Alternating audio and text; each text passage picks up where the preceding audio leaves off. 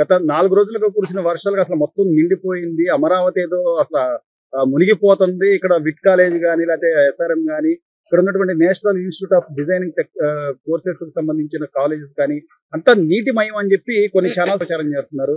అసలు వేల ఎకరాల్లో పంటలు కూడా నష్టపోయింది. మునిగిపోయిన పంట పొలాలని చెప్తున్నారు. స్థానికంగా ఉన్న వ్యక్తిగా మీరేం చెప్తారు? నాకు తెలిసినంత వరకు ఇక్కడైతే ఏమీ మునగలేదండి. ఇప్పుడు నాతో పాటు మీరు కూడా ఉన్నారు. చుట్టుపక్కల కూడా ఎక్కడ కూడా వాటర్ గానీ ఏమీ కనిపించట్లేదు. మరి ఎందుకు ఇట్లా కావాలని ఫేక్ న్యూస్ అనేది ప్రచారం చేస్తున్నారో ఏంటో మరి అయితే తెలీదు. కావాలని ప్రజల్ని అయితే భయపెట్టడానికైతే బాగా ఇలాంటి ఫేక్ న్యూస్ చేస్తున్నారు.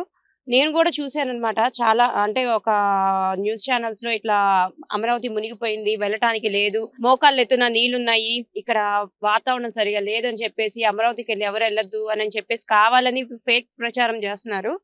ఇదంతా ఫేక్ అండి. ఇక్కడ అలాంటిదైతే ఏమీ లేదు.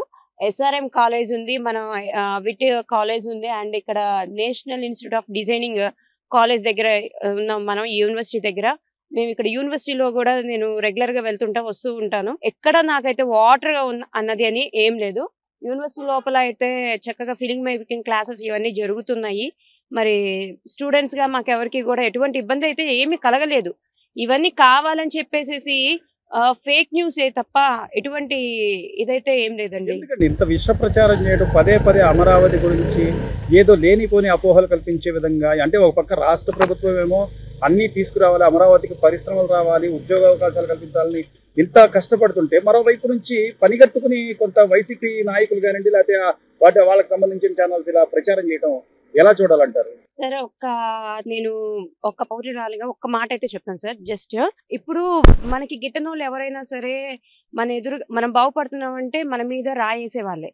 సో అలానే ఇక్కడ ఈ అమరావతి డెవలప్ అవుతుంటే చూడలేని వాళ్ళు వీళ్ళందరూ కావాలని అమరావతి మీద రాళ్ళేసి అమరావతి డెవలప్ అవ్వకుండా ఉండడానికి ఇలాంటి ఫేక్ ప్రచారములు, లేకపోతే ఎక్కడ అమరావతిలో ఇప్పుడు రీసెంట్ గా 2 days బ్యాక్ చంద్రబాబు గారు కూడా మంగళగిరిలో టాటా హబ్ ఓపెన్ చేశారనమాట.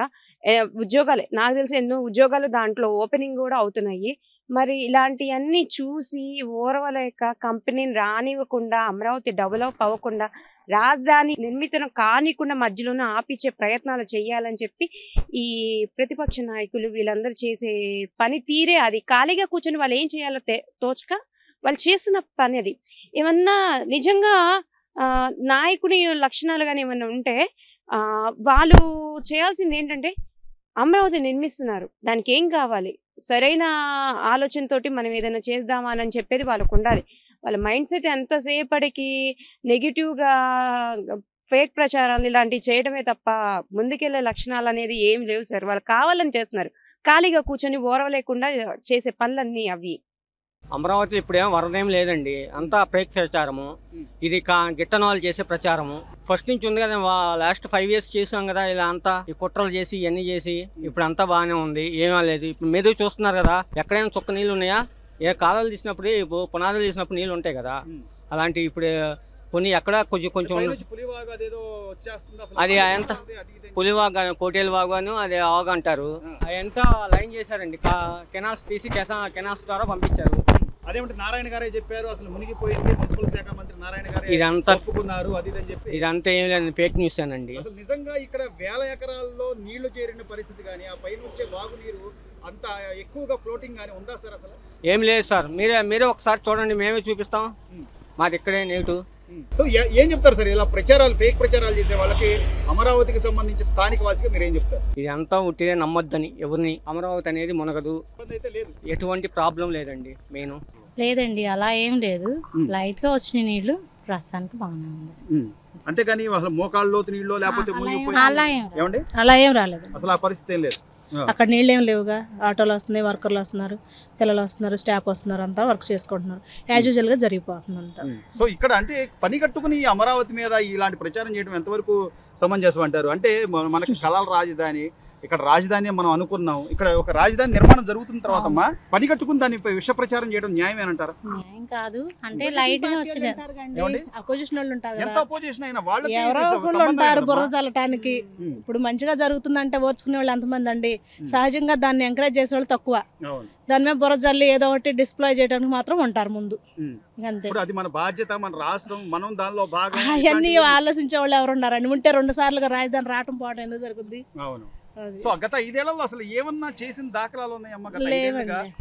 గత ప్రభుత్వంలో ఏమన్నా ఇదిగో ఇది చేసాము ఇది అనేది లేవండి. ఇక్కడ ఏం జరగలే మాకు తెలిసి అయితే. లేకపోగా ఇప్పుడు ఏదో కొంచెం మంచిగా జరుగుతుంది, అంత బానే ఉంది, పరిశ్రమలు పెట్టుబడులు ఇవన్నీ తీద్దామని చెప్పి ఇప్పుడున్న రాష్ట్ర ముఖ్యమంత్రి గారు ప్రయత్నం చేస్తుంటే అసలు ఏమీ లేదు, అంతా మొత్తం అంతా అమరావతి మునిగిపోయింది అని ప్రచారం చేసే వాళ్ళకి మీరేం చెప్తారు?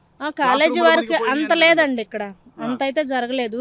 ఈ రోడ్ల మీద దారిలో కొంచెం ఇబ్బంది పడ్డారు అంతే. కాదమ్మా, అంటే కొన్ని ఛానల్స్ ఏంటంటే అసలు కొన్ని వేల ఎకరాల పొలాలని మునిగిపోయినాయి అది అని చెప్తున్నారు. అసలు ఇటువైపు అన్ని వేల ఎకరాల పొలాలు వేసిన పరిస్థితి ఉందా? లేదండి, అసలు పైర్లు ఎక్కడ వేసారండి సరిగ్గా? ఇక్కడ ఏమండి మునిగిపోవడానికి పైర్లు ఏమేసారు? వేయలేదు కదా.